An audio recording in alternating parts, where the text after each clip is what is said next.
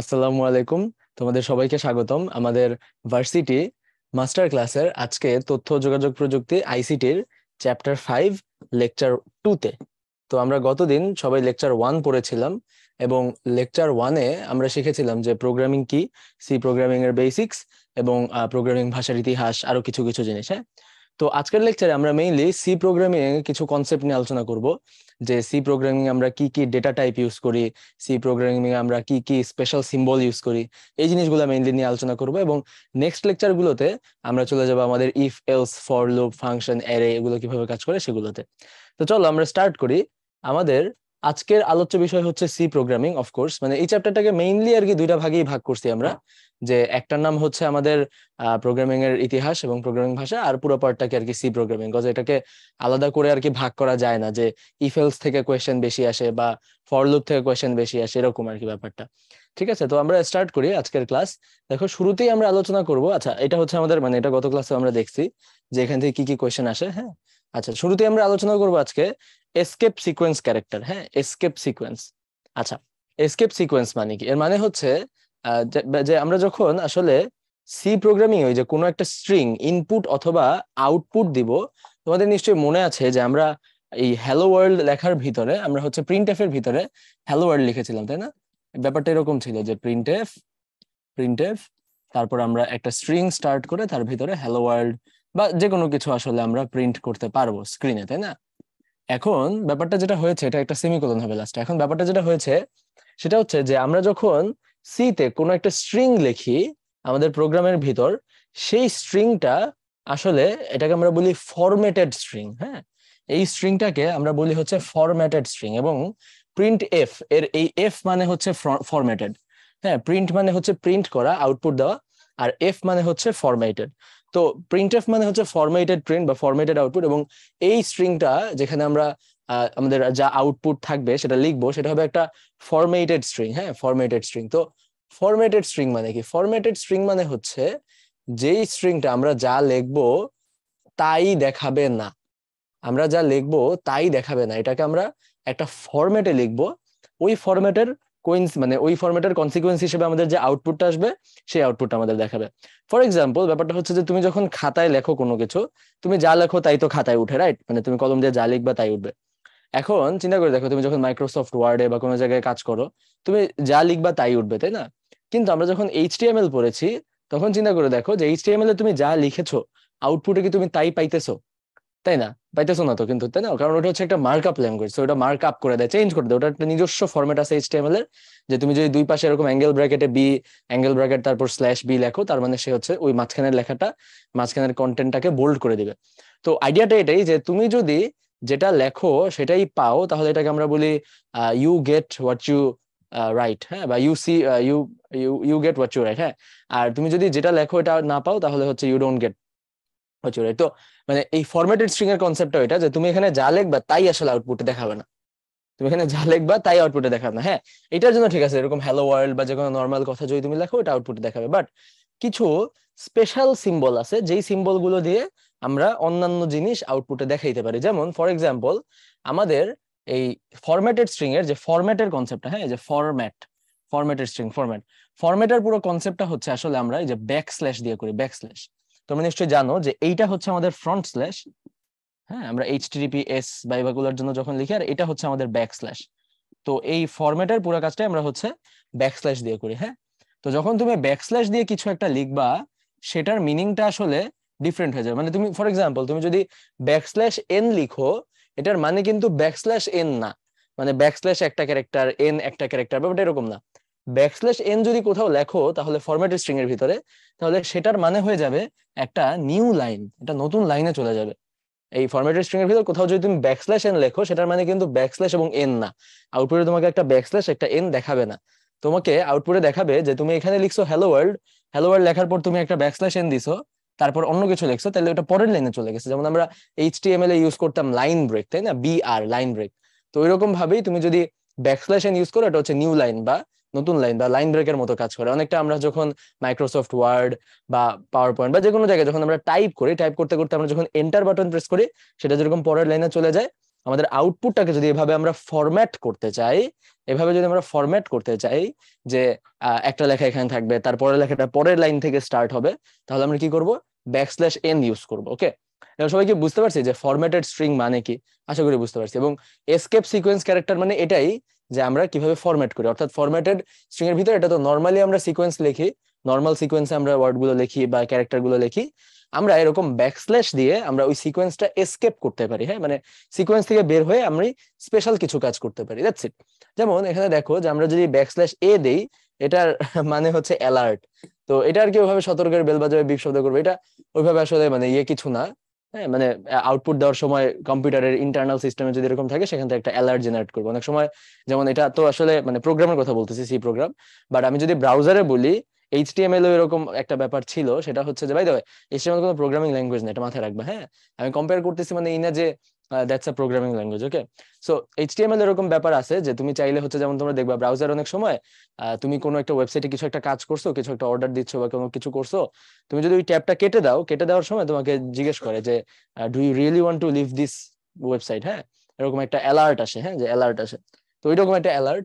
যেমন \b মানে হচ্ছে ব্যাকস্পেস। হ্যাঁ, তুমি যদি লেখো এরকম যে হ্যালো, হ্যালো লিখে তুমি যদি একটা \b দাও, তাহলে লজিক্যালি আউটপুটে কি থাকার কথা বলো তো?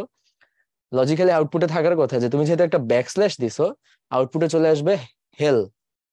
হ্যাঁ, ওটা আসলে কেটে যাবে মানে বিকজ অফ দ্য ব্যাকস্ল্যাশ, বুঝছো?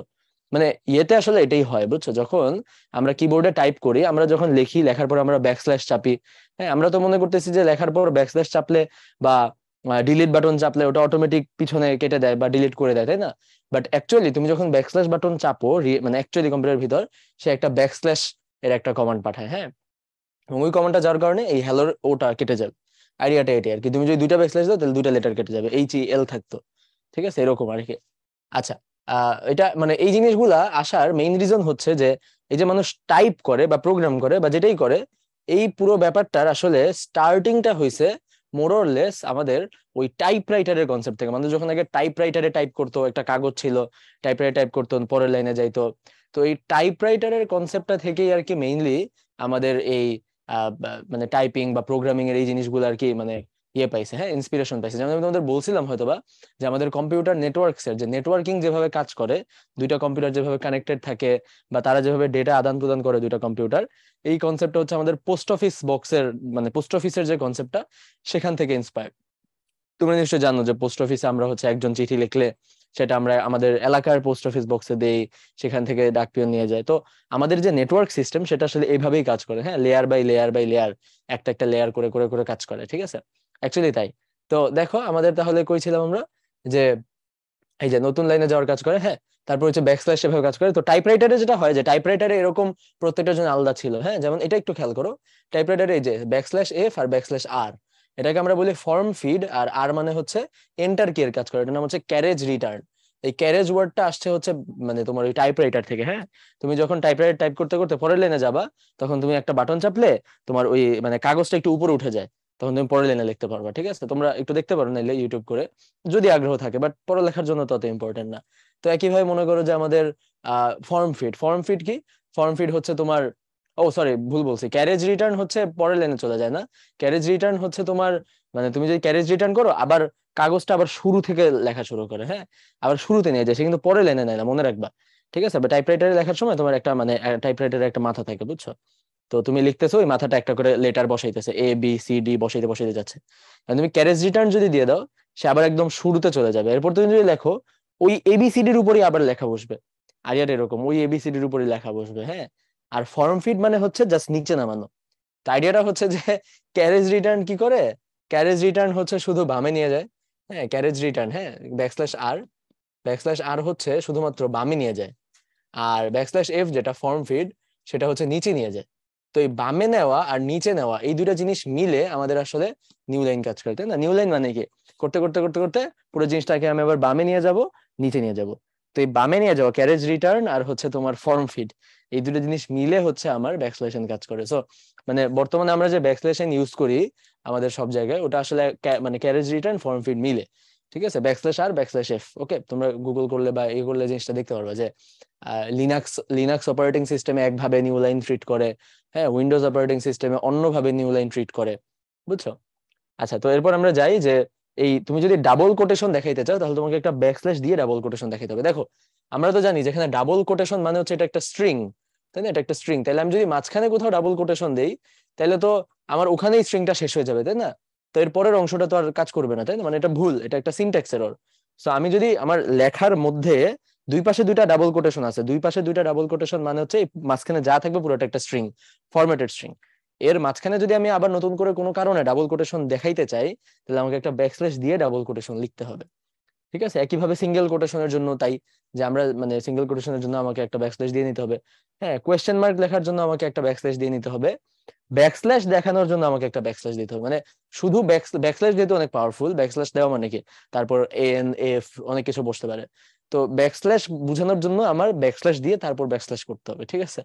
আচ্ছা, আর ব্যাকস্ল্যাশ ও মানে হচ্ছে নাল ক্যারেক্টার। হ্যাঁ, এটা বোধহয় আমি তোমাদের বলছিলাম যে আমরা যখন কোনো স্ট্রিং স্টোর করি, হ্যাঁ, আমাদের কম্পিউটারের ভিতর, সেটা হচ্ছে পিছনে একটা নাল ক্যারেক্টার সহ থাকে আর কি। হ্যাঁ, আচ্ছা, /n মানে অক্টাল কনস্ট্যান্ট প্রদর্শন। যেমন মানে ব্যাকস্ল্যাশ দিয়ে তুমি যদি লেখো 10, তার মানে সেটা অক্টালের 10 হবে। হ্যাঁ, অক্টালের 10 লেখা যায়। হ্যাঁ, মানে অক্টালে কোনো কিছু লিখতে হলে ব্যাকস্ল্যাশ দিয়ে লিখতে হবে, বুঝছো? অক্টালে অক্টালে যদি বুঝে দিচ্ছ, অক্টালে বোঝানোর জন্য ব্যাকস্ল্যাশ দিয়ে লিখতে হবে। আচ্ছা, আর যদি তুমি হেক্সাডেসিমালে কিছু বুঝে দিতে তাহলে /x দিয়ে লিখতে হবে। হ্যাঁ, /x, ব্যাকস্ল্যাশ /h দিয়ে লিখতে হবে, ঠিক আছে, এক্স। আচ্ছা, সো হোপফুলি তোমরা আইডিয়াটা পাইছো যে ব্যাকস্ল্যাশের কাজ কি, এগুলোকে আমরা বলি এসকেপ সিকোয়েন্স, এসকেপ ক্যারেক্টার। তো এরপর যদি আমরা যাই, দেখো আমরা হচ্ছে চলক আর ধ্রুবক নিয়ে একটু পড়াশোনা করবো। হ্যাঁ, এটা হচ্ছে সেই ক্লাস 6-7 বা 5-6 এর এই বীজগণিত ক্লাসের মতো, পাটিগণিত বীজগণিত ক্লাসের মতো, যে চলক কি এবং ধ্রুবক কি। তো এখানেও ওইরকম আলোচনা যে আসলে আমরা যখন সি প্রোগ্রামে কোনো কিছু লিখি তখন আমরা যদি এক্সাক্ট কোনো ভ্যালু নিয়ে কাজ করি, যেমন এটার ভ্যালু 5, মানে ডিরেক্ট আমি 5 বসাইলাম, কোথাও কোথাও 10 লিখলাম, কোথাও আমি ডিরেক্ট ভ্যালুটা ডিরেক্ট সংখ্যাটা লিখলাম, যদি কোন ডিরেক্ট সংখ্যা লিখি সেটা চলক। আর যদি আমি ডিরেক্ট সংখ্যা না লিখে একটা সিম্বল দেই, কোন একটা সিম্বল, হ্যাঁ, এ এ এর ভিতর 5 রাখলাম, বি এর ভিতর 10 রাখলাম, হ্যাঁ, তাহলে এই সিম্বল গুলো হবে হচ্ছে চলক বা ভ্যারিয়েবল। কেন? কারণ আমি এর ভিতর 5 রাখলাম, এখন ভবিষ্যতে আমি এটা চেঞ্জও করতে পারি, এর ভিতর 5-এর জায়গায় আমি এর ভিতর 10ও নিয়ে আসতে পারি। তাহলে এই যে আমি এর ভিতর 5 রাখলাম, এটা হচ্ছে একটা চলক, হচ্ছে একটা চলক। হ্যাঁ, ইন্ট মানে হচ্ছে ইন্টিজার, আমরা গতদিন ডিসকাস করেছিলাম। আর আরেকটা জিনিস মাথায় রাখবা, সেটা হচ্ছে যে ধ্রুবক যে শুধুমাত্র এক্সাক্ট ভ্যালু হইতে হবে, যেমন এই যে এগুলা 100, 125 এগুলো ধ্রুবক, তাই না? এগুলো হচ্ছে কনস্ট্যান্ট বা ফ্লোটিং পয়েন্ট কনস্ট্যান্ট, এগুলা এগুলো ধ্রুবক। হ্যাঁ, এগুলো ছাড়াও হ্যাঁ সি প্রোগ্রামিং এ ধ্রুবক ডিক্লেয়ারও করা যায়। হ্যাঁ, ধ্রুবক ডিক্লেয়ার করা যায়। যেমন আমি তোমাকে মাত্র কি বললাম যে আমরা হয়তো এই যে এভাবে যদি দেখি int a = 5, তাহলে আমি চাইলে পরবর্তীতে a এর ভ্যালু 5 থেকে চেঞ্জ করে অন্য কিছু করতে পারি। কিন্তু আমি যদি চাই যে আমি এমন একটা কিছু ডিক্লেয়ার করব যেটার ভ্যালু আমি চেঞ্জ করব না, এবং মানে যেন আমি চেঞ্জ না করতে পারি, চেঞ্জ করতে গেলে আমাকে এরর দিবে। অর্থাৎ আমি যদি চাই যে আমার এ একটা কনস্ট্যান্ট হোক, এটা 5ই থাকবে অলওয়েজ, তার মানে আমরা এইভাবে ডিক্লেয়ার করব const int মানে a = 5। হ্যাঁ, পরবর্তীতে কোথাও যদি আমি এটা চেঞ্জ করতে যাই তাহলে আমাকে এরর দিবে। আমি যদি এটা চেঞ্জ করতে যাই তাহলে আমাকে এরর দিবে, বুঝছো? কারণ আমি তো আগে ডিক্লেয়ার করে দিয়েছি কনস্ট্যান্ট। হ্যাঁ, এটাও একটা syntax error by the way. আমি যদি ফার্স্টে কনস্ট্যান্ট লিখে পরে যদি আমি আবার এটা করি, হ্যাঁ, এটা হচ্ছে সিনট্যাক্স এরর। ওকে, তো এখানে যদি আমি একটু দেখি, ভ্যারিয়েবল মানে যেটার মান চেঞ্জ হইতে পারে, ধ্রুবক মানে যেটা কনস্ট্যান্ট, ভ্যারিয়েবল মানে হচ্ছে আগেই ডিক্লেয়ার বা ঘোষণা করতে হবে, ধ্রুবক মানে আগে ডিক্লেয়ার না করলেও হয়। ঠিক আছে, এরকম কিছু জিনিস আর কি। আচ্ছা, তাহলে এগুলো তোমরা পারবে, যে এখানে লেখা আছে আর কি, character data, character CH, signed whole number, হ্যাঁ, ইন্ট এ, ফ্লোট বি, এভাবে আমরা ডিক্লেয়ার করতে পারি। আচ্ছা, তো এরপর আমরা যাই, তাহলে কি আছে আমাদের হচ্ছে অপারেটর। হ্যাঁ, অপারেটর।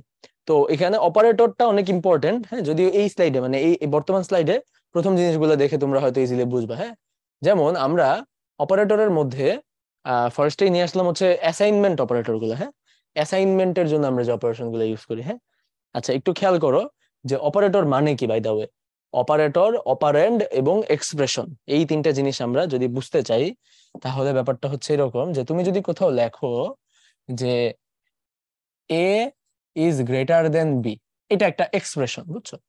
যেই এক্সপ্রেশন এর একটা করেসপন্ডিং রেজাল্ট আছে, মানে যেই জিনিসটার একটা করেসপন্ডিং রেজাল্ট আছে, এটাকে আমরা বলি এক্সপ্রেশন। যেমন এ ইজ গ্রেটার দেন বি, এটার রেজাল্ট কি হবে? হয় ট্রু নাহলে ফলস, তাই না? ট্রু বা ফলস, এ বি এর চেয়ে বড় হইলে ট্রু, এ বি এর চেয়ে ছোট হইলে ফলস, কিন্তু এর বাইরে তো কিছু হবে না, তাই না? সো যেই জিনিসটার আসলে একটা রেজাল্ট আছে, সেটাকে আমরা বলতেছি আমাদের এক্সপ্রেশন। যেমন ফর এক্সাম্পল আমি যদি লিখলাম তোমাকে যে এ প্লাস 5, তাহলে এটার একটা রেজাল্ট আছে, তাই না? যেমন এ এ এর ভিতরে মনে করো আছে 7, এ এর ভিতরে আছে 7, তাহলে আমি যদি লিখি a+5, তার মানে এটার ভ্যালু কত, এই এক্সপ্রেশনটার ভ্যালু কত? 12, 7 আর 5 12। আমি যদি 7+5 লিখতাম তাহলে ওটার ভ্যালু হতো 12। সো কোন একটা জিনিস যেটা আসলে একটা ভ্যালু রিটার্ন করে ওটাকে আমরা একটা এক্সপ্রেশন বলি, বুঝছো? যেমন আমরা এটাও যদি লিখি যে a=7, এটাও আসলে একটা এক্সপ্রেশন। হ্যাঁ, এটা আসলে একটা অ্যাসাইনমেন্ট এক্সপ্রেশন। হ্যাঁ, অ্যাসাইনমেন্ট এক্সপ্রেশন। অ্যাসাইনমেন্ট মানে কি, আমরা যোগ বিয়োগটা বুঝি যে ভাই যোগ করলাম, এটা একটা এক্সপ্রেশন, যোগ করলে যে রেজাল্টটা ওটাকে আপনি বলতেছেন ওটার আউটপুট বা এরকম। হ্যাঁ, তো বা এরকম আমরা হচ্ছে ভাই গ্রেটার দেন স্মলার দেন কোন একটা আমি কম্পেয়ার করলাম, কম্পেয়ার করলে আমাদের রেজাল্ট আসবে ট্রু অথবা ফলস, যে হ্যাঁ এটা বড় বা ছোট বা এটা সমান, যেটা আমি কম্পেয়ার করবো ওটার একটা রেজাল্ট আসবে ট্রু বা ফলস। হ্যাঁ, কিন্তু এই অ্যাসাইনমেন্ট মানে আপনি বলতে চাইতেছেন একটা সমান চিহ্ন মানে হচ্ছে অ্যাসাইনমেন্ট, এটা হচ্ছে প্রথম কথা।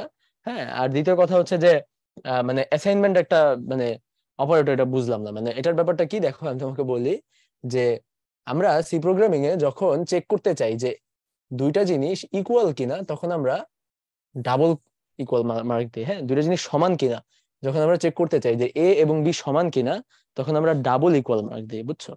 যখন আমরা দেখতে চাই যে এ এবং বি ইকুয়াল কিনা, তখন আমরা ডাবল ইকুয়াল মার্ক দিই। হ্যাঁ, যদি আমি ডাবল ইকুয়াল মার্ক দিই, এটার মানে হচ্ছে আমি চেক করতেছি যে এরকম আর কি, যে এ বি এর চেয়ে বড় কিনা, এরকম চেক করতেছি যে এ আর বি ইকুয়াল কিনা। হ্যাঁ, আর যদি আমি একটা ইকুয়াল ইউজ করি, সেটার মানে হচ্ছে যে আমি দেখতে চাচ্ছি যে মানে আমি হচ্ছে এ এর ভিতর এই ভ্যালুটা আমি বসাই দিব, মানে আমার লেফট হ্যান্ড সাইডের ভিতর লেফট ভ্যালুর ভিতর আমি রাইট ভ্যালুটা বসাই দিব, বুঝতে পারছো?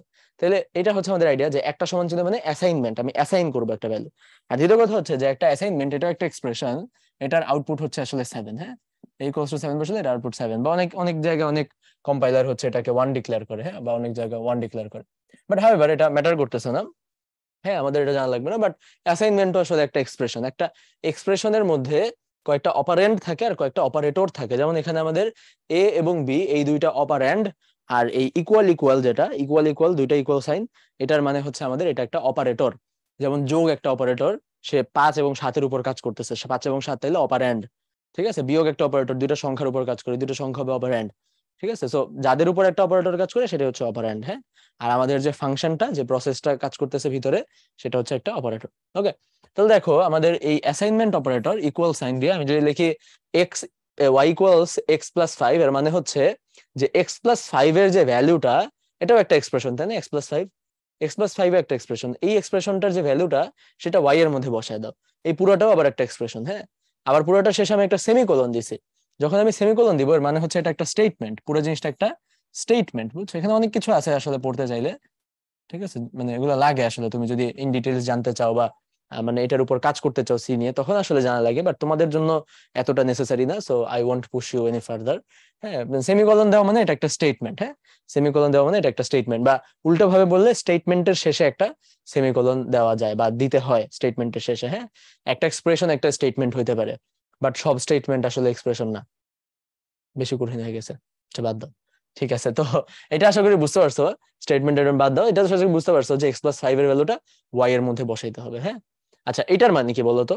এটার মানে কি? এটার মানে হচ্ছে যেমন, এটার মানে হচ্ছে আসলে এখানে যে জিনিসটা লেখা, এটার মানে হচ্ছে যে x assign x+5, x assign, এটার মানে কি? এটার মানে হচ্ছে যে এক্স এর যে ভ্যালুটা আগে আগে বা বর্তমানে এক্স এর যে ভ্যালুটা, সেটার সাথে 5 যোগ করবা।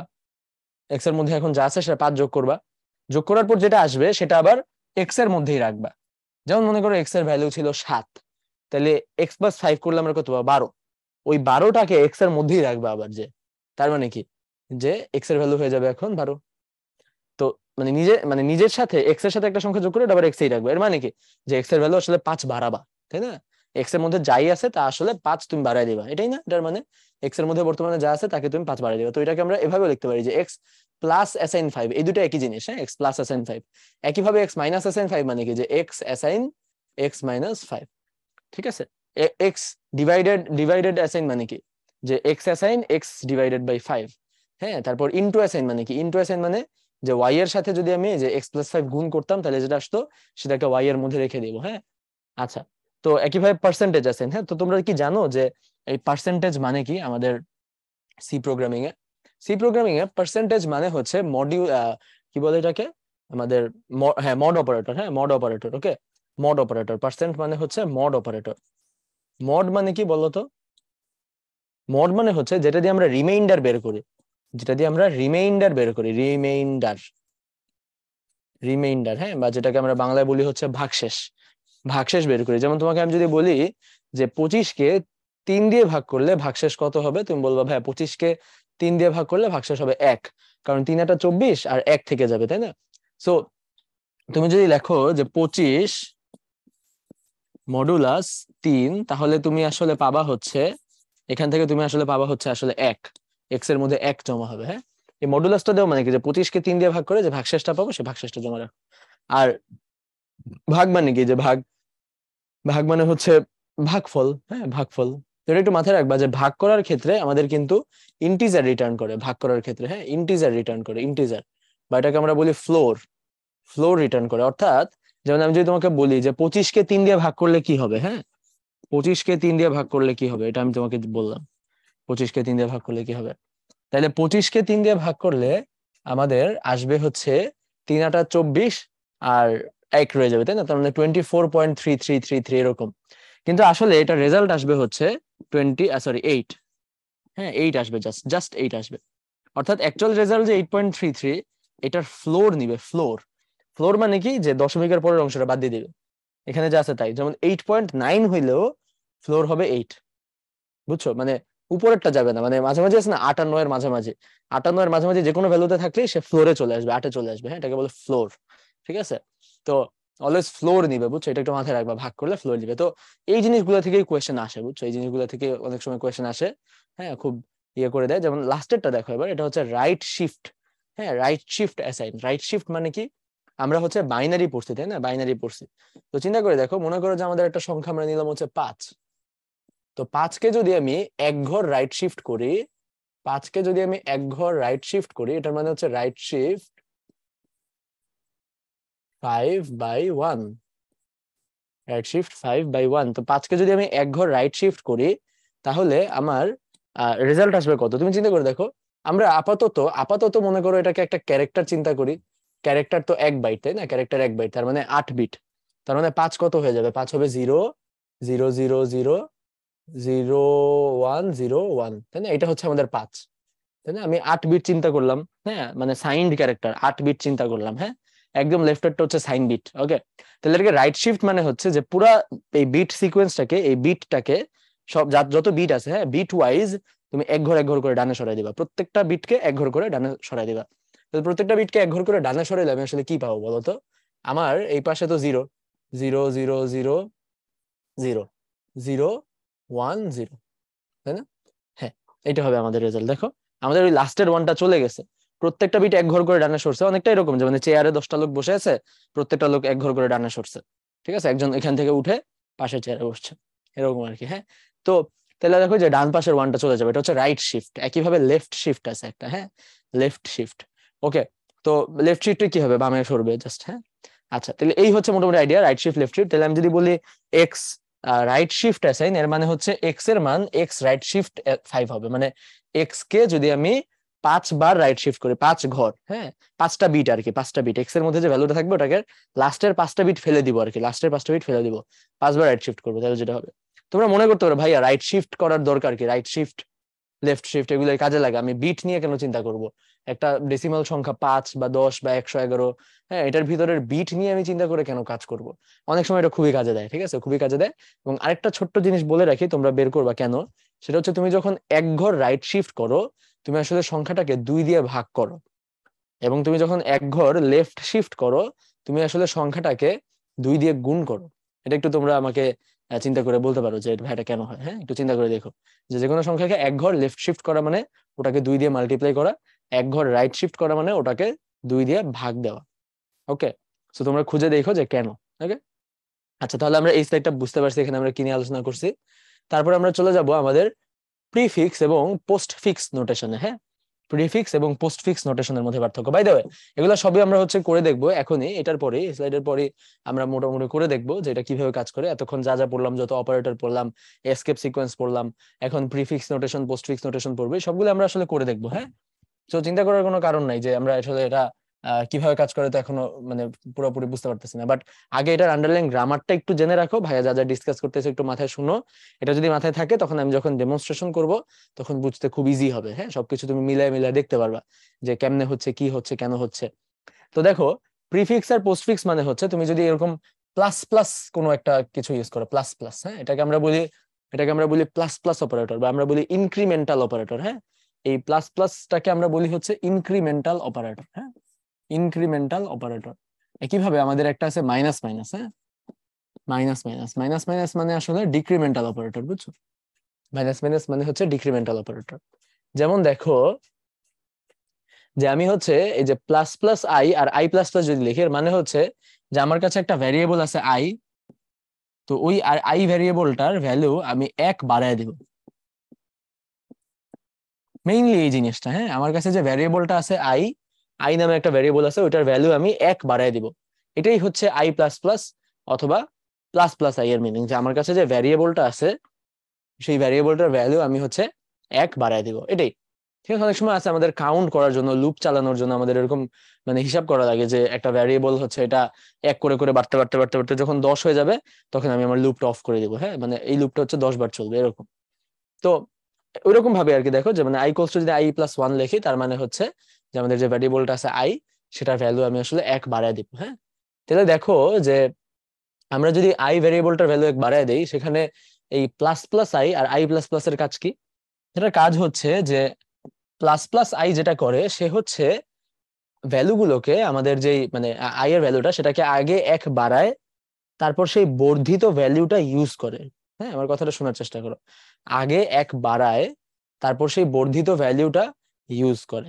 আর আই প্লাস প্লাস কি করে? আই প্লাস প্লাস হচ্ছে আগে আই এর ভ্যালুটা ইউজ করে, তারপর 1 বাড়ায়।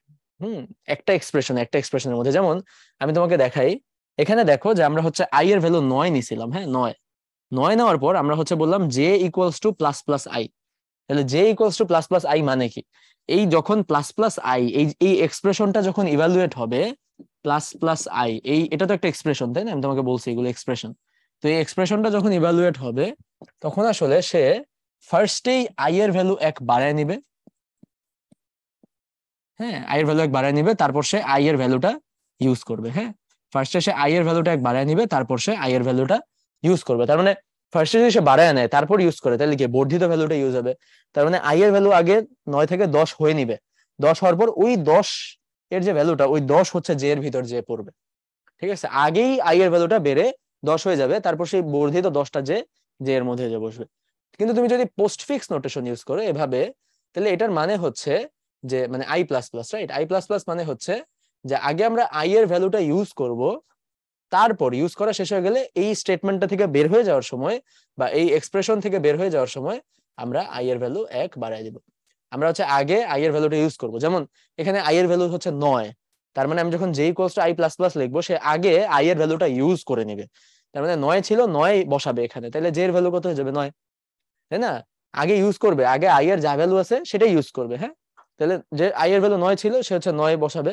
বসানোর পর এরপর সে 1 বাড়াবে। আগে আই এর পুরান ভ্যালুটা সে ইউজ করবে, তারপর সে 1 বাড়াবে। হ্যাঁ, সো এখানে জে এর ভ্যালু আমরা পাবো আসলে এই যে এখানে দেখা আছে i i and j output দিলে আমাদের আসবে 10 আর 9, কিন্তু এখানে আই আর জে আউটপুট দিলে আমাদের আসবে 10 আর 10, কারণ এখানে আই বাড়ার পর ওই বর্ধিত ভ্যালুটা ইউজ হয়েছে, আর এখানে আই বাড়ার আগেই ছোট ভ্যালুটা ইউজ হয়েছে। তারপর একইভাবে আমাদের মাইনাস মাইনাস অপারেটর আছে। হ্যাঁ, মাইনাস মাইনাস, মাইনাস মাইনাস কিছুই না, মাইনাস মাইনাস হচ্ছে মানে ডিক্রিমেন্টাল অপারেটর। ওখানেও সেম, যে আমরা মাইনাস মাইনাস আই দিতে পারি বা আই মাইনাস মাইনাস দিতে পারি, প্রিফিক্স পোস্টফিক্স ওখানেও কাজ করবে। ঠিক আছে, আচ্ছা। তো এরপর যদি আমরা দেখি যে আমরা ইনপুট আউটপুট যখন নিব, এই যে এখন যেহেতু আমরা করে দেখবো বললাম তোমাদেরকে, তো ইনপুট আউটপুট যখন নিব তখন আমরা হচ্ছে এই এই 4টা ডেটা টাইপ নিয়ে যেহেতু মেইনলি কাজ করি, ইন্টিজার, ক্যারেক্টার, ফ্লোট এবং ডাবল। তো এই 4টা ডেটা টাইপের মধ্যে আমরা হচ্ছে কিভাবে তাদেরকে ফরম্যাট স্পেসিফাই করতে পারি। হ্যাঁ, আমি শুরুতেই তোমাদেরকে বলছিলাম যে প্রিন্টএফ এর এফটা হচ্ছে আসলে ফরম্যাটেড স্ট্রিং, তাই না? Formatted string. তো ওই ফরম্যাটটা যদি আমাদের স্পেসিফাই করতে হয়, তাহলে সেটা আমরা করব হচ্ছে এই রকম %d %c %lf আর %f দিয়ে। হ্যাঁ, একটু খেয়াল করে দেখো, ইন্টিজারের জন্য %d, ইন্টিজারের জন্য %d, হ্যাঁ, ক্যারেক্টারের জন্য %c, ফ্লোটের জন্য হচ্ছে %f আর ডাবলের জন্য %lf। এটা একটু উল্টা হয়ে গেছে, ফ্লোটের জন্য f, ডাবলের জন্য lf। হ্যাঁ, উল্টা হয়ে গেছে, ফ্লোটের জন্য হচ্ছে %f আর ডাবলের জন্য হচ্ছে lf, মানে অনেকটা লং ফ্লোট। ডাবলকে চিন্তা করতেছে লং ফ্লোট হিসেবে, ফ্লোটের বড় ভাই। তো ডাবল আর ফ্লোটের পার্থক্য বলছিলাম, ফ্লোট, ফ্লোটের সাইজ ছোট, ডাবলের সাইজ বড় না। তার মানে দশমিকের পর যদি ফ্লোট 10টা ঘর রাখতে পারে, তাহলে দশমিকের পর ডাবল হয়তো 20টা ঘর পর্যন্ত স্টোর রাখতে পারবে। অনেকটা এরকম আর কি আইডিয়াটা, বুঝতে পারছো? যে মানে ফ্লোট হচ্ছে ছোট, ডাবল হচ্ছে বড় সাইজে, তো যেটা যত বড় সেটা তত বেশি ঘর পর্যন্ত প্রিসিশন ধরে রাখতে পারবে বা সূক্ষ্মতা ধরে রাখতে পারবে, তাই না? আচ্ছা, তো এখানে দেখো যে আমরা যদি মনে করো ইয়ে করি, ইন্টিজার ক্যারেক্টার ফ্লোট আর ডাবল, হ্যাঁ, তো ফরম্যাটেড স্ট্রিং এ যখন আমরা ইনপুট নিব বা আউটপুট দিব, তখন আমাদের এই জিনিসটা কাজে লাগবে। যেমন ফর এক্সাম্পল আমি যদি %d দেই, তার মানে এটার মানে হচ্ছে যে একটা আমি আসলে একটা ইন্টিজার ক্যারেক্টার এখানে ইনপুট নিব। হ্যাঁ, আমি হচ্ছে এখানে একটা ইন্টিজার ক্যারেক্টার ইনপুট নিব, বুঝছো? এখানে আমি একটা ইন্টিজার ক্যারেক্টার ইনপুট নিব। হ্যাঁ, এইভাবে দিতে হয় %a, একটা ইন্টিজার ক্যারেক্টার ইনপুট নিব, নেওয়ার পর আমি a এর ভিতর যে রাখবো, একটা ইন্টিজার ক্যারেক্টার ইনপুট নিব, সেটাকে যে আমি a এর ভিতর রাখবো, কারণ আমরা এম্পারস্যান্ড বা এন্ড ইউজ করি। হ্যাঁ, আবার আউটপুট দেখানোর সময় কোনো একটা ভ্যারিয়েবল আউটপুট দেখানোর সময় প্রিন্টএফ আমরা লিখবো প্রিন্টএফ, তারপর এখানে লিখবো যে মনে করো %d দিয়ে আমরা হচ্ছে a লিখবো। ওকে, এর মানে হচ্ছে যে আউটপুটে %d মানে কি, এটা একটা ফরম্যাট, কার জন্য এই জায়গাটা ধরে রাখছে, একটা ইন্টিজারের জন্য। হ্যাঁ, ফরম্যাট স্পেসিফাই, এখানে একটা ইন্টিজার বসবে, তারপর যে লাস্টে যে আমরা কমা দিয়ে বলে দিব যে ওই ইন্টিজারটা কি হবে। ঠিক আছে? আচ্ছা, তাহলে উইথ দ্যাট আমরা ফ্লোচার্টে চলে আসলাম। তাহলে এই পর্যন্ত আমরা যা যা পড়লাম এগুলো আমরা একটু করে দেখবো। আমি তোমাদের স্ক্রিন শেয়ার দিচ্ছি, তো স্ক্রিন শেয়ার দিয়ে আমি তোমাদেরকে একদম শুরু থেকে আবার জিনিসগুলো একটু দেখানোর চেষ্টা করব যে কোনটা কিভাবে কাজ করে। তো লেটস সি। আচ্ছা,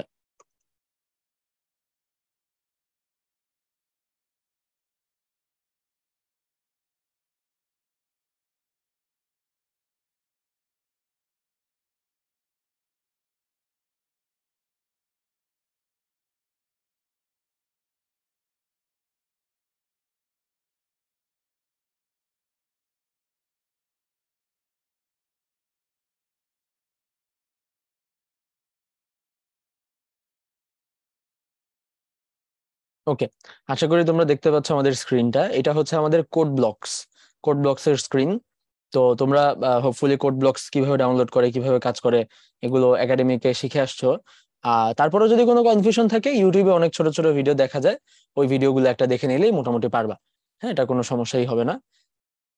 তোমরা গুগলে যে কোড ব্লকস লিখে সার্চ দিবা, এবং কোড ব্লকস এর মিনজিডাব্লিউ সেটআপ, হ্যাঁ, মিনজিডাব্লিউ সেটআপ সহ যেটা থাকবে সেটা ডাউনলোড করবে। হ্যাঁ, কখনোই মিনজিডাব্লিউ সেটআপ ছাড়াটা ডাউনলোড করবা না। ওকে, আচ্ছা, তো আমরা যদি এখানে তোমাদেরকে একটু ফুল স্ক্রিনটা শেয়ার দিই, কারণ আমাদের এখানে আউটপুট আসবে, তো তাহলে তোমরা বুঝতে পারবা যে কি হবে আমাদের।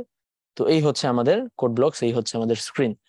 তো এই স্ক্রিনটাতে এখানে যদি আমরা এখন লিখি যে ইন্ট আমরা লিখে রাখছি, হ্যাঁ, যে #include stdio.h, এটা হচ্ছে আমাদের স্ট্যান্ডার্ড ইনপুট আউটপুট stdio.h ফাইলটা। হ্যাঁ, আমরা হচ্ছে এটাকে ইনক্লুড করলাম। হ্যাঁ, এটাকে আমরা ইনক্লুড করলাম। তো আমি তোমাদের গতদিন বলেছিলাম যে হেডার ফাইলে কি হয়, যে এই stdio.h এর ভিতর কিন্তু আমাদের প্রিন্টএফ ফাংশনটা লেখা। হ্যাঁ, তোমরা যদি দেখতে চাও অনেক সময় এটার ভিতর ঢুকে দেখতে পারো, বাট যাই হোক আমরা আর এদিকে না যাই। যেমন ফর এক্সাম্পল আমি যদি এটা রান দেই, তাহলে দেখো আমার আউটপুটে হচ্ছে আসলে এই যে হ্যালো ওয়ার্ল্ড লেখাটা চলে আসবে। হ্যাঁ, এবং এখানে একটা লেখা আসছে দেখো, যে প্রসেস রিটার্ন 0, মানে তোমার যে প্রসেসটা, তোমার যে প্রোগ্রামটা, সেটা 0 রিটার্ন করছে। হ্যাঁ, প্রোগ্রামটা 0 রিটার্ন করছে। আমি বলছিলাম যে আমরা এখানে রিটার্ন যা দিব সে সেটা রিটার্ন করবে, যদি কোনো এরর হয় তাহলে সে 0 বাদে অন্য কিছু রিটার্ন করবে। ঠিক আছে, এই কারণে আমরা 0 দেই। তো বাই দ্য ওয়ে, তুমি যদি মানে কথার কথা 1 2 3 রিটার্ন করো, 1 2 3 এটাও তো আসলে একটা ইন্টিজার নাম্বার, তাই না? এটাও একটা ইন্টিজার নাম্বার। সো এটাও আসলে সে চাইলে রিটার্ন করতে পারবে।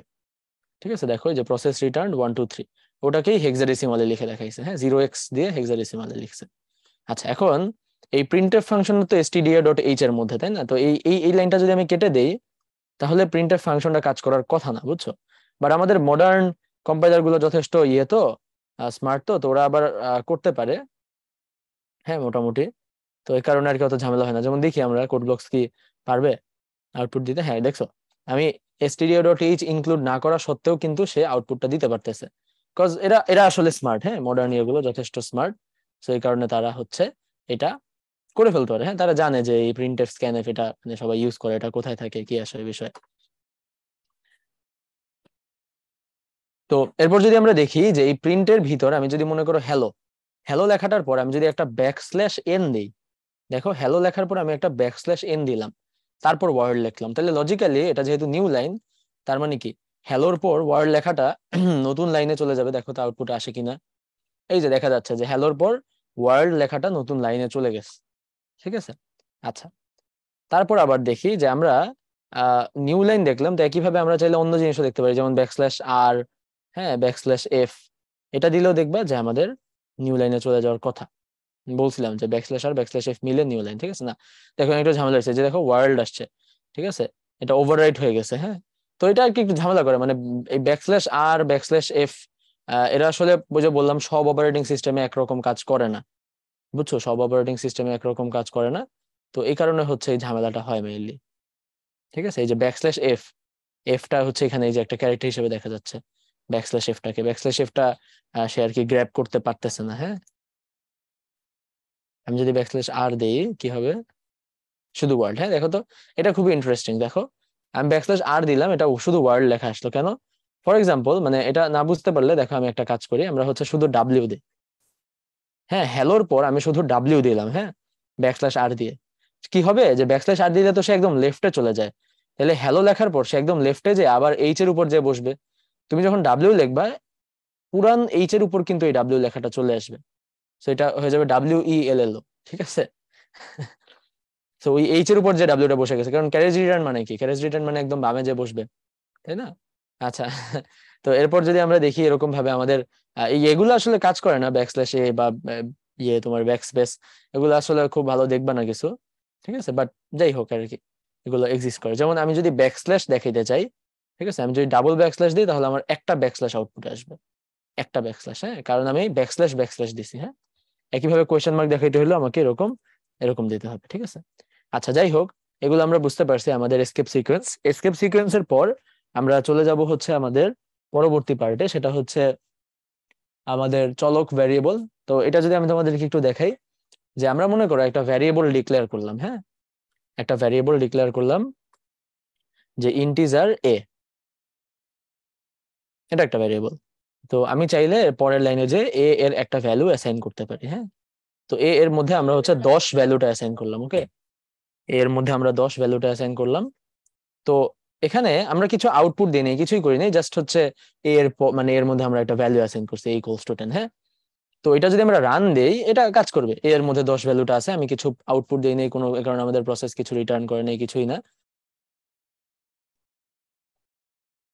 আর এরপর আমি যদি দেখি যে এইটাকে আমি একটা কনস্ট্যান্ট হিসেবে ডিক্লেয়ার করলাম। ও বাই দ্য ওয়ে একটা জিনিস দেখাই, সেটা হচ্ছে যে আমাদের আমরা হচ্ছে যখন ডিক্লেয়ার করবো আমরা চাইলে তখনই, আমরা যখন ডিক্লেয়ার করবো আমরা চাইলে তখনই আসলে ভ্যালু দিয়ে দিতে পারি, যেমন এ ইন্ট এ ইকুয়ালস টু 10, তাহলে আমি ডিক্লেয়ার করার সাথে সাথে ভ্যালু দিয়ে দিলাম, ঠিক আছে, পরে লাইন দিতে পারি ওখানেও দিতে পারি, এটা কোনো সমস্যা নেই, আমি রান দিয়ে দেওয়ার পর দেখাচ্ছি যে এটা কাজ করে, মানে এটা কোনো এরর নাই।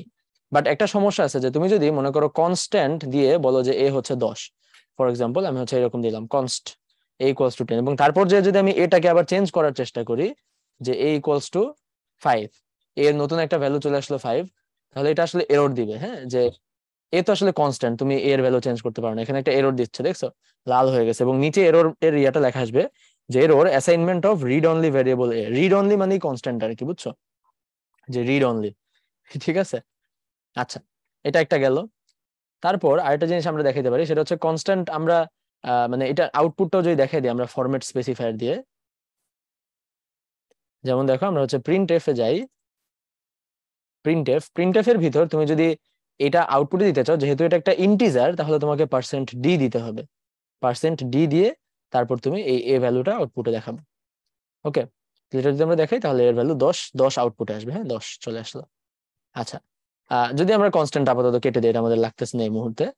আহ, আমরা আরো কিছু জিনিস দেখি, যেমন এ দেখাইলাম আমরা, একইভাবে আমরা হচ্ছে একটা ক্যারেক্টার নিই, একটা ক্যারেক্টার নিলাম, ক্যারেক্টারের ভেরিয়েবলের নাম নিলাম হচ্ছে, বাই দ্য ওয়ে ভ্যারিয়েবলের নাম নেওয়ার কিছু রুল আছে, বুঝছো, একটা ভ্যারিয়েবলের নাম হচ্ছে লেটার দিয়ে স্টার্ট হবে, A B C D, E F যে কোনো একটা লেটার দিয়ে স্টার্ট হবে একটা ভ্যারিয়েবলের নাম, এবং ভ্যারিয়েবলের নামের মধ্যে লেটার ছাড়াও নাম্বার থাকতে পারবে, হ্যাঁ, এবং ব্যাকস মানে আন্ডারস্কোর থাকতে পারবে, এই তিনটা জিনিস। হ্যাঁ, যে কোনো ভ্যারিয়েবলের নামে তিনটা জিনিস থাকতে পারবে, আন্ডারস্কোর সিম্বলটা, আমাদের যে কোনো লেটার থাকতে পারবে, হ্যাঁ, আমাদের লেটার থাকতে পারবে, আন্ডারস্কোর সিম্বলটা থাকতে পারবে, আর হচ্ছে আমাদের লেটার থাকতে পারবে। হ্যাঁ, এটা ক্যাপিটাল লেটার হতে পারবে, ক্যাপিটাল লেটার থাকতে পারবে, কোনো সমস্যা নেই।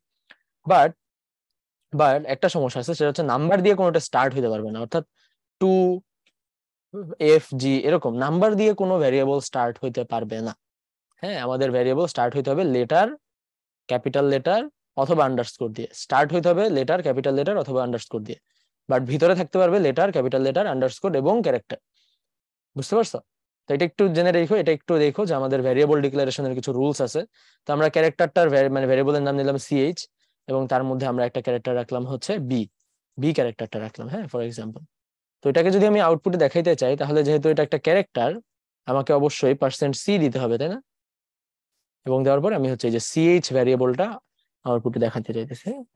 একটু খেয়াল রাখবা, ভ্যারিয়েবলের নাম শুরু হইতে পারবে না নাম্বার দিয়ে, বাট ভিতরে তোমার নাম্বার থাকতে পারবে। হ্যাঁ, আর নাম্বার ছাড়াও সব জায়গায় থাকতে পারবে যে letter, capital letter, small letter, capital letter এবং কি আন্ডারস্কোর। আচ্ছা, তো এটা যদি আমরা রান দিই, তাহলে আমাদের আউটপুটে বি দেখাবে শুধু। হ্যাঁ, এই যে শুধু বি দেখাচ্ছে ক্যারেক্টারটা। আচ্ছা, তো এখানে আরেকটা কাজ করা যায়, দেখো আমি ক্যারেক্টারটাকেই যদি আমি ইন্টিজার হিসেবে আউটপুটে দেই, তাহলে একটা মজার জিনিস দেখতে পারবা। আমি ক্যারেক্টারটাকেই %D দিয়ে আউটপুট দিব, হ্যাঁ, ইন্টিজার হিসেবে। ইন্টিজার হিসেবে আউটপুট দিলে আমাদের আস্কি কোড দেখাবে, আস্কি কোড। এই যে বি, বি এর আস্কি কোড কিন্তু 98, তোমাদের যাদের মনে নাই একটু মনে করে নিও যে এ এর আস্কি কোড 97 ছিল, সো বি এর আস্কি কোড কিন্তু 98। ঠিক আছে? আচ্ছা, এছাড়া ক্যারেক্টার ছাড়া আমরা আর কি করতে পারি? ক্যারেক্টার ছাড়া আমরা হচ্ছে ফ্লোট নিয়ে কাজ করতে পারি। ফ্লোট, হ্যাঁ, ফ্লোট মনে করে একটা ভেরিয়েবল নিলাম এক্স ইকুয়ালস টু হচ্ছে 10.5। ওকে, 10.5, তো সেটা আমরা আউটপুটে দেখাইতে পারি।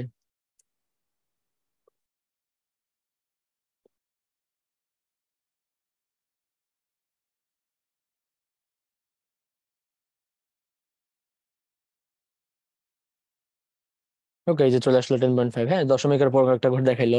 এটাও চাইলে আমরা স্পেসিফাই করতে পারি সে দশমিকের পর কয় ঘর দেখাবে।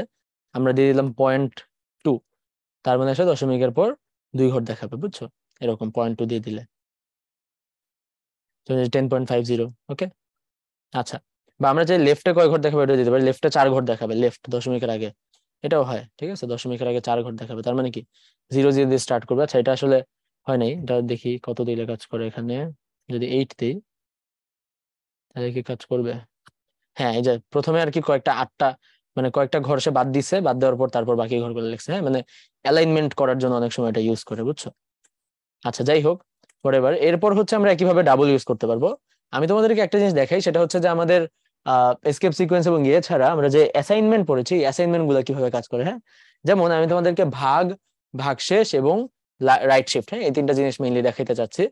তো ভাগ দেখানোর জন্য আমি মনে করো 10.5, বা আমরা ইয়ে নিলাম, একটা ইন্টিজার নিলাম মনে করো। ইন্টিজার নিলাম হচ্ছে এ ইকুয়ালস হচ্ছে 10। ওকে, আরেকটা ইন্টিজার, ইন্টিজার নেওয়া লাগবে না, আমি আরেকটা ইন্টিজার নিলাম মনে করো বি। বি এর মধ্যে আমি রাখতে বললাম A/3। এ কে 3 দিয়ে ভাগ করলে যেটা পাবো সেটা আমি বি এর মধ্যে রাখতে বললাম। তারপর আমি আউটপুটে দেখাইলাম হচ্ছে %D দিয়ে হচ্ছে বি দেখাইলাম। ঠিক আছে, তাহলে বি এর মধ্যে কত থাকবে বলো তো? বি এর মধ্যে আসলে থাকবে 9। হ্যাঁ, 3.33 থাকবে না, 3 থাকবে, কারণ বি নিজেও তো একটা ইন্টিজার, তাই না? আমরা ভাগ দিছি, তো আমি তোমাদেরকে বলছিলাম অলরেডি। তো বি কে যদি আমি ফ্লোট বানিয়ে দিই, বি কে যদি আমি ফ্লোট বানিয়ে দিই আর এটাকে যদি আমরা %F দিয়ে আউটপুট দিই, তাহলে কি হবে দেখো তো? তাহলে দেখো, তাও কিন্তু 3 আসছে, বুঝছো? কারণ আমি তোমাকে বলছিলাম যে সবসময় ফ্লোর নিবে, ফ্লোর। হ্যাঁ, কখনো কিন্তু আমাদের এক্সাক্ট ভ্যালুটা দিবে না, ভাগ করলে তুমি এক্সাক্ট ভ্যালু পাবা না, আমাদের অলওয়েজ ফ্লোর পাবা, বুঝছো? তো তারপরও এক্সাক্ট ভ্যালু পাওয়ার জন্য আমরা যেটা করব সেটা হচ্ছে আমরা 3.0 দিয়ে যদি ভাগ দিই, হ্যাঁ, তাইলে কিন্তু কাজ করবে। 3.0 দিয়ে ভাগ করলে আমাদের রেজাল্টে 3.33 আসবে, বুঝছো? এটা যেটা করে সেটা হচ্ছে যে তুমি যখন আর কি মানে এই নাম্বারগুলো স্পেসিফাই করে দিবা যে এটা একটা ফ্লোট, এটা একটা দশমিক নাম্বার, তখন সে দশমিকের অনুযায়ী ভাগ দেয়। কিন্তু তুমি যদি স্পেসিফাই না করে দাও, তাহলে সে আসলে দশমিকের অনুযায়ী ভাগ দেয় না, সে আসলে মানে ইন্টিজার হিসেবে ভাগ দিয়ে দেয়, বুঝছো? আচ্ছা, তো এরপর যদি আমরা যাই, আমাদের ভাগও আমরা বুঝলাম। হ্যাঁ, তাহলে আমরা চলে যাবো মডুলাস অপারেটরে। যেমন এখানে যদি আমি a কে মোড করি 4 দিয়ে, তাহলে আমাদের আউটপুট কত আসবে?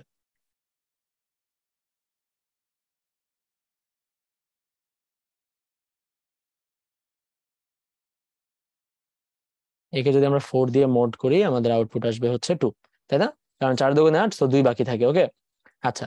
তারপর একইভাবে আমরা দেখি যে আমাদের মডুলাস লিখলাম, এখন আমরা একটু রাইট শিফট দেখি। রাইট শিফট, যেমন আমরা a এর ভ্যালু নিলাম 5, ঠিক আছে, 5 নিলাম। হ্যাঁ, বি এর মধ্যে আমরা লেফট শিফট করি, এ কে আমরা লেফট শিফট, এক ঘর লেফট শিফট করে বি এর মধ্যে রাখবো। হ্যাঁ, যে এ কে এক ঘর লেফট শিফট করে বি এর মধ্যে রাখবো। ওকে, আমরা স্পেস গুলো কেটে দিলে এটা একটু বুঝতে ইজি হবে, যে এ কে আমরা এক ঘর লেফট শিফট করে বি এর মধ্যে রাখবো। তাহলে দেখো যে বি এর ভ্যালু কিন্তু 10 হয়ে যাবে। হ্যাঁ, এটা খুবই মজার, বি এর ভ্যালু 10 হয়ে যাবে, বুঝছো? এই যে বলছিলাম যে এক ঘর লেফট শিফট করা মানে আসলে 2 দিয়ে মাল্টিপ্লাই করা, 2 ঘর লেফট শিফট করা মানে আসলে 2 স্কোয়ার, 4 দিয়ে মাল্টিপ্লাই করা, 3 ঘর লেফট শিফট করা মানে 2 কিউব, 8 দিয়ে মাল্টিপ্লাই করা। হ্যাঁ, এটা রিজন হচ্ছে যে বাইনারিতে আমরা পড়ছিলাম না যে প্রত্যেকটা ঘরের ভ্যালু কত? হ্যাঁ, two two to the power 0, two to the power 1, two to the power 2, ওই সিরিয়ালে আর কি আসে আর কি। যাই হোক, ওইদিকে আর না যাই। তো আমরা চাইলে এই কাজটা আসলে এ এ ভ্যারিয়েবলের ভিতরেই করতে পারতাম, তাই না? আমরা তোমাকে দেখাইছিলাম যে আমরা চাইলে এই জিনিসটা এভাবেই করতে পারি, যে এ রাইট লেফট শিফট অ্যাসাইন, এ লেফট শিফট অ্যাসাইন, তার মানে এ কে লেফট শিফট করে এর মধ্যেই রাখবে, এ আউটপুট দেখবে, তাহলে সেটা 10 হবে। ঠিক আছে, আমরা এটা শিখলাম। এখন আমরা প্রিফিক্স আর পোস্ট ফিক্সটা যদি একটু দেখি, আমরা মনে করো এ একটা ভ্যারিয়েবল নিলাম 5, এরপর আমরা বি একটা ভ্যারিয়েবল নিলাম, বি ভ্যারিয়েবল নিয়ে তার ভিতর আমরা রাখলাম হচ্ছে প্লাস প্লাস এ। তো প্লাস প্লাস এ যদি আমি রাখি, তাহলে দেখো আমাদের এ এবং বি দুইটার ভ্যালু যদি আমি আউটপুট দিতে চাই, এ এবং B, B by the way এখানে তুমি কিন্তু ফরম্যাট করে দিতে পারো এরকম, যে A equals percent D, B equals percent D. এই ফরম্যাটেড স্ট্রিং এর ভিতর যে এ বি ইউজ করলাম, এগুলো কিন্তু জাস্ট নর্মাল এ বি দুইটা ক্যারেক্টার, এটা কিন্তু আমাদের এই ভ্যারিয়েবল গুলা না, বুঝছো? এটা জাস্ট এ আর বি দুইটা ক্যারেক্টার। আর এরপর আমি যে কমা দিয়ে সিরিয়ালি ফার্স্টে আসবে এ, তারপর আসবে বি লিখবো, এটা হচ্ছে আমাদের ভ্যারিয়েবল। অর্থাৎ প্রথম যেই ফরম্যাট স্পেসিফায়ার পাবে সেখানে বসাবে কমার পর প্রথমে যে ভ্যারিয়েবল, পরের বার যে ফরম্যাট স্পেসিফায়ার পাবে সেখানে বসাবে কমার পর পরবর্তী যে ভ্যারিয়েবল। হ্যাঁ, তাহলে এটার আউটপুটটা খুবই সুন্দর হবে দেখতে। এটার আউটপুট কত আসবে বলো তো তোমরা একটু পজ করে? 4 আসবে না 5 আসবে না 6 আসবে? আউটপুটে এ এবং বি এর ভ্যালু কি আসবে তোমরা একটু পজ করে চিন্তা করে দেখো, তারপর আনপজ করো। আচ্ছা, তাহলে আমরা রান দিলাম, রান দিলে দেখো যে আমাদের এ এর ভ্যালু আসছে 6 আর বি এর ভ্যালু আসছে 6, কারণ আমরা এখানে প্রিফিক্স নোটেশন ইউজ করছি। এই কারণে এ এর ভ্যালু আগে সে 5 থেকে 6 করছে, তারপরে এই বর্ধিত ভ্যালুটা সে ইউজ করছে। বাট আমি যদি এ প্লাস প্লাস দিতাম, তখন সে কিন্তু এ এর পুরান ভ্যালুটাকে ইউজ করতো, অর্থাৎ 5 কে বি এর মধ্যে বসাইতো, তারপর এর ভ্যালু একবার হইতো। তাহলে দেখো এ আসলো আমাদের 6 আর বি আসলো আমাদের 5। ওকে, তাহলে আমরা প্রিফিক্স পোস্টফিক্স নোটেশনও শিখতে পারলাম। ওকে, তাহলে আমি স্ক্রিনশট অফ দিয়ে দিই। আমরা হচ্ছে আবার চলে আসবো আমাদের ক্লাসে। ওকে,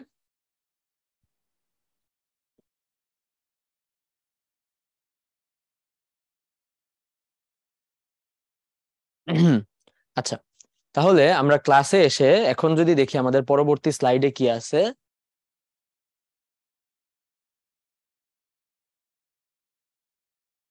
আর ফ্লো চার্ট নিয়ে পড়বো এখন। হ্যাঁ, অ্যালগোরিদম আর ফ্লো চার্টের কিছু এক্সাম্পল দেখবো আমরা। ফ্লো চার্টের অ্যালগোরিদম পড়েছি, কিন্তু আমরা হচ্ছে ফ্লো চার্টের অ্যালগোরিদমের মানে তেমন একটা প্র্যাকটিস করতে পারি নাই, তো আমরা ওই পার্টটা আর কি এখন একটু দেখার চেষ্টা করবো। ওকে, ওকে, লেটস সি।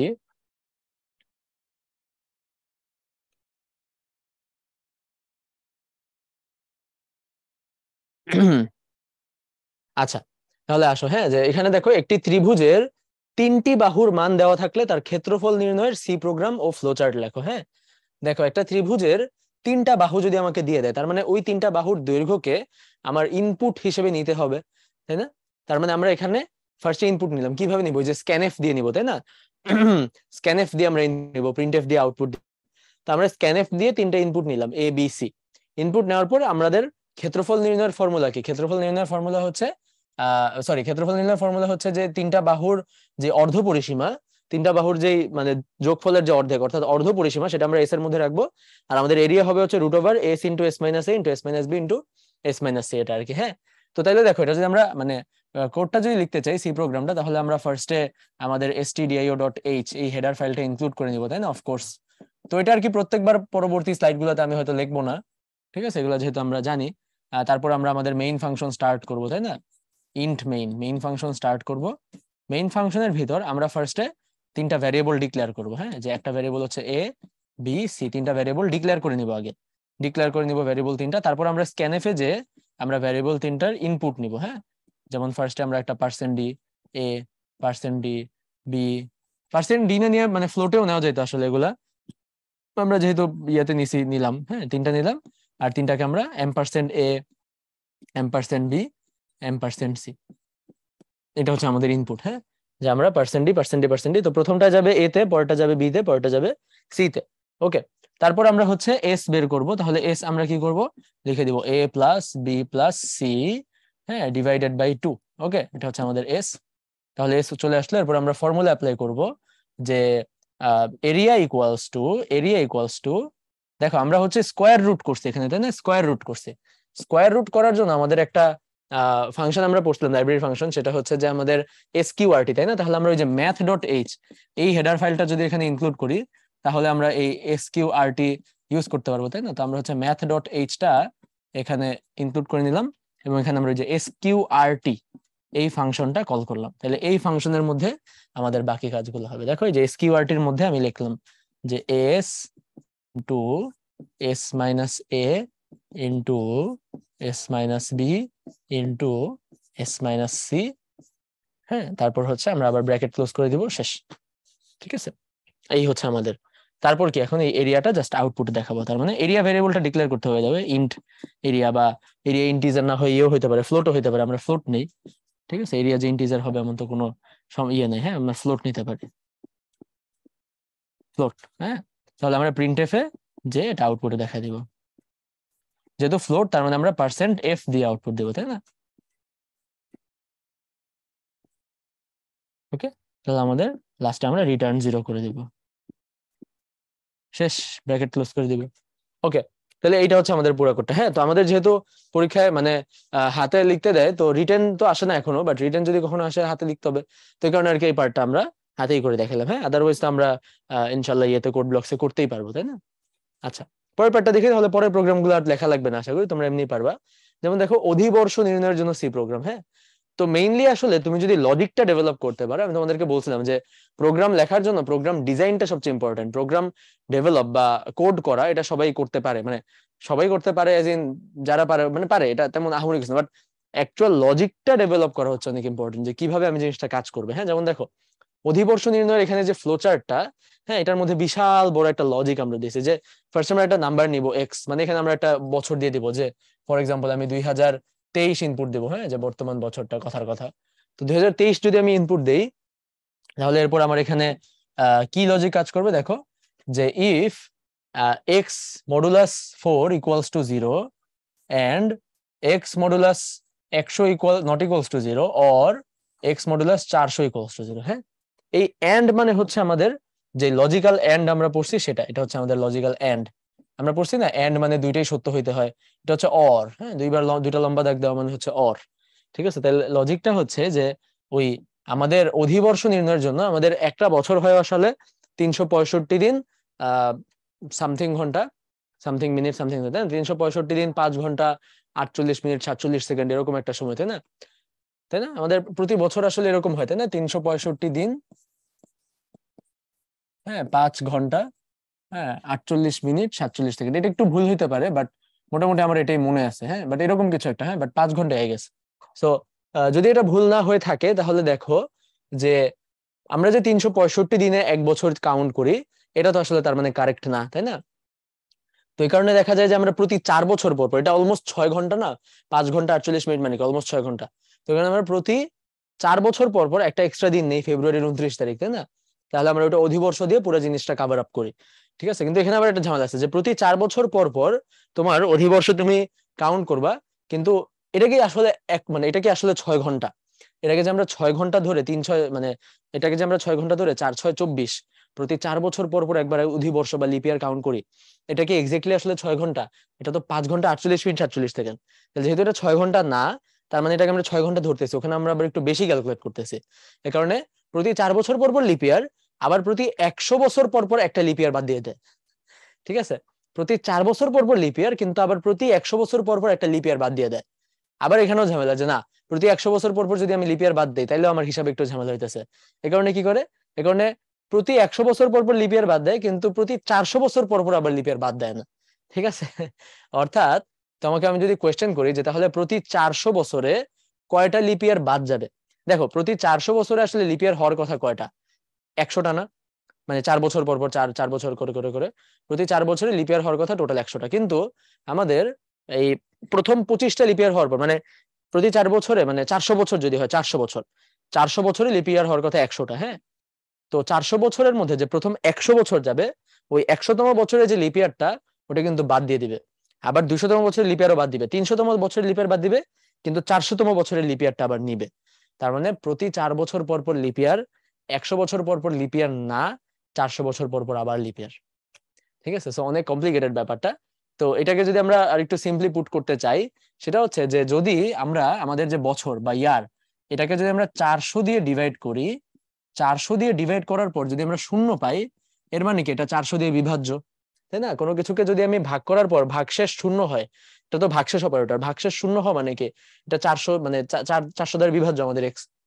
তো আমাদের বছর যদি 400 দ্বারা বিভাজ্য হয়, হ্যাঁ, অথবা আমরা এখানে অথবা লিখলাম অর, হ্যাঁ 400 দিয়ে বিভাজ্য হলে তো অবশ্যই লিপ ইয়ার, তাই না? অর সে 100 দ্বারা বিভাজ্য না, সে 100 দ্বারা বিভাজ্য না, এটা মানে হচ্ছে নট ইকুয়ালস। হ্যাঁ, এরকম একটা এক্সক্লেমেশন সাইন বা বিস্ময়বোধক চিহ্ন যদি দেয়, এটা হচ্ছে নট ইকুয়ালস। হ্যাঁ, দুইটা ইকুয়াল মানে equal equal equal, are not equals একটা দিয়ে দাও মানে নট ইকুয়ালস। তো 100 দিয়ে ডিভাইডেড না, এবং হ্যাঁ এবং সে 4 দ্বারা ডিভাইডেড। এই হচ্ছে আমাদের লিপ ইয়ারের লজিকটা টোটাল। হ্যাঁ, এই লজিকটা এখানে লেখা। আমরা অর কে হচ্ছে এরকম ডাবল লম্বা এরকম দাগ দিয়ে প্রকাশ করি অর কে, আর এন্ড কে আমরা প্রকাশ করি আসলে এরকম দুইটা এন্ড দিয়ে। এটাই।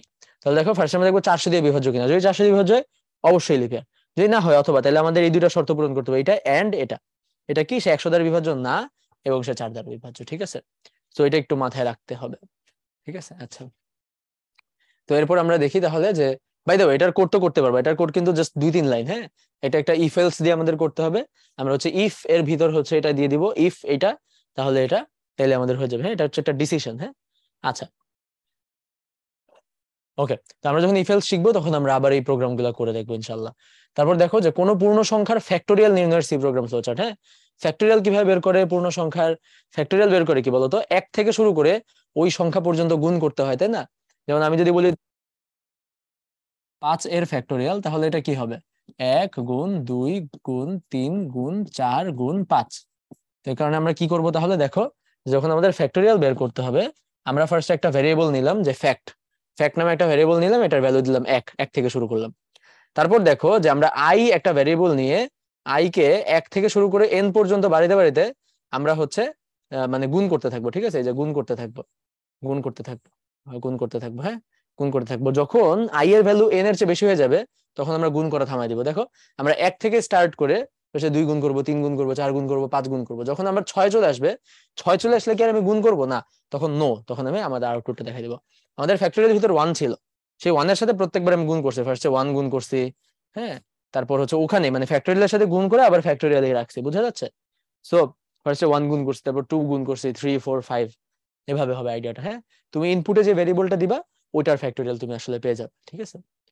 আচ্ছা, তো তারপর আমরা যদি কিছু এমসিকিউ সলভ করি, দেখো যে গেট সিএইচ ফাংশনের জন্য প্রয়োজনীয় হেডার ফাইল কোনটি, আমরা গত ক্লাসে দেখেছিলাম গেট সিএইচ এর জন্য আমাদের হচ্ছে কনিও ডট এইচ, তাই না? Conio dot h. তারপর দেখো x equals 4 y equals to 10 হলে ওয়াই পার্সেন্ট ইকুয়ালস মানে মডুলাস ইকুয়ালস এক্স এর মান কত হবে, অর্থাৎ এক্স কে সরি ওয়াই কে এক্স দিয়ে ডিভাইড করে, আমরা হচ্ছে সেই ভাগশেষটা আবার ওয়াই এর ভিতরে রাখবো, এটা আর কি। হ্যাঁ, তাহলে দেখো ওয়াই হচ্ছে 10, এক্স হচ্ছে 4, তার মানে কত হবে, 2 হবে না? ভাগশেষ 2 হবে। হ্যাঁ, আচ্ছা, তারপর দেখো আনসি হচ্ছে একটা স্ট্যান্ডার্ড সি এর, হ্যাঁ, আমেরিকান ন্যাশনাল সামথিং সামথিং। তো ওইটার যে স্ট্যান্ডার্ড সে অনুযায়ী ডাবল ডেটা টাইপ কম্পিউটার মেমোরিতে কত জায়গা নেবে? হ্যাঁ, ডাবল নিবে হচ্ছে আমাদের কম্পিউটারে 8 বাইট। ওকে, ফ্লোট নিবে 4 বাইট, ডাবল নিবে 8 বাইট। আচ্ছা, তারপর 8 বিট, তার মানে কত ক্যারেক্টার? 8 বিটে কিন্তু 1 ক্যারেক্টার, তাই না? আমরা পড়েছি যে আমাদের যে ক্যারেক্টার ডেটা সাইজ সেটা হচ্ছে 1 byte, character data size 1 byte, আর 1 বাইট মানে 8 bit. So character data size আসলে 8 বিট। ওকে, তারপর দেখো সি ভাষায় বি কোন ডেটা টাইপের উদাহরণ? হ্যাঁ, সি ভাষায় বি কোন ডেটা টাইপের উদাহরণ? তো বি এটা আমরা হচ্ছে সিঙ্গেল কোটেশনের মধ্যে রাখছি। তো যেটা কিরকম আমরা সিঙ্গেল কোটেশনের মধ্যে রাখবো, ওইটা হচ্ছে আসলে আমাদের একটা ক্যারেক্টার ভেরিয়েবল। হ্যাঁ, সিঙ্গেল কোটেশনে যেটা থাকবে সেটা একটা ক্যারেক্টার ভেরিয়েবল। আচ্ছা, তারপর দেখো সি ভাষায় অর, হ্যাঁ এটা হচ্ছে অর ডাবল ইয়েতে না, কোন ধরনের অপারেটর এটা হচ্ছে রিলেশনাল অপারেটর, লজিক্যাল অপারেটর না, এটা হচ্ছে লজিক্যাল অপারেটর, তাই না? লজিক্যাল অর, লজিক্যাল এন্ড আমরা পড়ছি চ্যাপ্টার 3 তে বুলিয়ান অ্যালজেব্রা। হ্যাঁ, লজিক্যাল। অ্যারিথমেটিক মানে কি? অ্যারিথমেটিক মানে যোগ বিয়োগ। হ্যাঁ, রিলেশনাল মানে কি? রিলেশনাল মানে হচ্ছে তোমার এরকম যে গ্রেটার দেন কিনা, স্মলার দেন কিনা, ইকুয়াল ইকুয়াল কিনা, নট ইকুয়াল কিনা। অ্যাসাইনমেন্ট মানে যে সমান, ইনটু অ্যাসাইন, হ্যাঁ প্লাস অ্যাসাইন, এগুলো হচ্ছে অ্যাসাইনমেন্ট। ওকে, আচ্ছা। ফ্লোট টাইপ চলকের জন্য মেমোরিতে কত বাইট ডেটা প্রয়োজন? ফ্লোট ডেটা টাইপের জন্য মেমোরিতে 4 বাইট ডেটা প্রয়োজন। হ্যাঁ, 4 বাইট মেমোরি স্পেস প্রয়োজন। সি প্রোগ্রামের কি ওয়ার্ড 9 কোনটি? হ্যাঁ, সি তে টোটাল 32টা কিওয়ার্ড আছে। হ্যাঁ, 32টা কিওয়ার্ড আছে। এই 32টা কিওয়ার্ড মানে হচ্ছে এগুলো হচ্ছে সি এর নিজস্ব, এগুলো হচ্ছে সি এর নিজস্ব কিছু কিওয়ার্ড। যেমন আমরা যে লিখতেছি মেইন, মেইন আসলে সি এর একটা কিওয়ার্ড। হ্যাঁ, বা আমরা যে লিখতেছি ইনক্লুড, ইনক্লুড আসলে সি এর একটা কিওয়ার্ড। মানে যেগুলো আর কি কিওয়ার্ড, ওগুলো হচ্ছে আমরা প্রোগ্রাম লেখার সময় যখন আমরা কিছু ফরম্যাট করি না, কিছু স্পেসিফিক ফরম্যাটে প্রোগ্রাম লিখি, তো যে কিওয়ার্ড গুলো, ওই কিওয়ার্ড গুলো হচ্ছে ফরম্যাট গুলো ঠিকঠাক করার জন্য ইউজ হয়। তো আমি যদি ওই কিওয়ার্ড গুলো অন্য জায়গায় ইউজ করি, তাহলে আসলে আমাকে এটা একটা সিনট্যাক্স এরর দিবে। এই 32টা কিওয়ার্ড আমরা কোথাও ইউজ করতে পারবো না। যেমন ডিফল্ট, ভয়েড, ব্রেক, এগুলো সবই কিওয়ার্ড, কিন্তু প্রিন্টএফ কোনো কিওয়ার্ড না। প্রিন্টএফ কোনো কিওয়ার্ড না। হ্যাঁ, প্রিন্টএফ একটা ফাংশনের নাম। তো তোমরা কিওয়ার্ড গুলো মনে রাখবা, কোনো ভ্যারিয়েবলের নাম কিওয়ার্ড হইতে পারবে না। কিওয়ার্ডকে আমরা কোনো ভ্যারিয়েবলের নাম হিসেবে ইউজ করতে পারবো না। আর ভ্যারিয়েবলের নেমের যে কনভেনশন গুলো, সেগুলো একটু দেখবা। যে ভ্যারিয়েবলের নেমে হচ্ছে আমরা small letter, capital letter, underscore আর নাম্বার ইউজ করতে পারবো। হ্যাঁ, বা নাম্বার ইউজ করতে পারবো, কিন্তু এগুলো ইউজ করতে পারবো। হ্যাঁ, বাট স্টার্ট হবে হচ্ছে আমাদের লেটার অথবা আন্ডারস্কোর দিয়ে, নাম্বার দিয়ে স্টার্ট হতে পারবে না। শুরুতে নাম্বার থাকবে না, বাট ভিতরে নাম্বার থাকতে পারবে। আর বেসিক্যালি টোটাল এই 4 রকমের জিনিস আমরা ইউজ করতে পারবো। আচ্ছা, তারপর দেখো কোনটি সি ভাষার কিওয়ার্ড? হ্যাঁ, তো সি ভাষার কিওয়ার্ড হচ্ছে ফর। ফর হচ্ছে সি ভাষার একটা কিওয়ার্ড। আমরা দেখবো ফর লুপ বলতে একটা জিনিস আছে, আমরা একটু আগে একটা ফ্লোচার্টে ফর লুপ দেখেছি, তাই না? ফর i = 1 থেকে n পর্যন্ত। আচ্ছা, তারপর দেখো নিচের কোনটি সংরক্ষিত কি শব্দ নয়, মানে কিওয়ার্ড। সংরক্ষিত শব্দ মানে কিওয়ার্ড। হ্যাঁ, যেমন ফাংশন, এটা কোনো সংরক্ষিত শব্দ না, এরকম কিছু নাই। ইফ এলস আছে, ব্রেক আছে, তো এটা নাই। গেট সিএইচ এর হেডার ফাইল তো আমরা জানি conio.h। কনিওর ফুল ফর্ম হচ্ছে console input output. Standard input output যেমন stdio.h, কনিও হচ্ছে কনসোল ইনপুট আউটপুট। হ্যাঁ, আচ্ছা। কোনটি C programming sequence? C program আমরা কিভাবে করি দেখো, হ্যাশ ইনক্লুড দিয়ে তারপর আমরা ইনক্লুড করি, তারপর আমরা মেইন ফাংশন লিখি, তাই না? হ্যাশ ইনক্লুড দিয়ে আমাদের যেটা ইনক্লুড করার কথা, তারপর আমরা মেইন ফাংশন লিখি। ওকে, এটা এটা মজার আছে। আচ্ছা, এরপর দেখো আমাদের শেষ। তাহলে আজকের ক্লাস এই পর্যন্তই। তো তোমাদেরকে অনেক অনেক ধন্যবাদ, তোমরা মনোযোগ দিয়ে ক্লাসটা করছো। আশা করি আমি তোমাদেরকে কিছু জিনিস শিখাইতে পারছি, কিভাবে আমাদের সি প্রোগ্রাম কাজ করে, কোড ব্লকসে কিভাবে লিখবো। হ্যাঁ, কিছু বেসিক যেখান থেকে কোশ্চেন আসে ওই জিনিসগুলো দেখাইছি।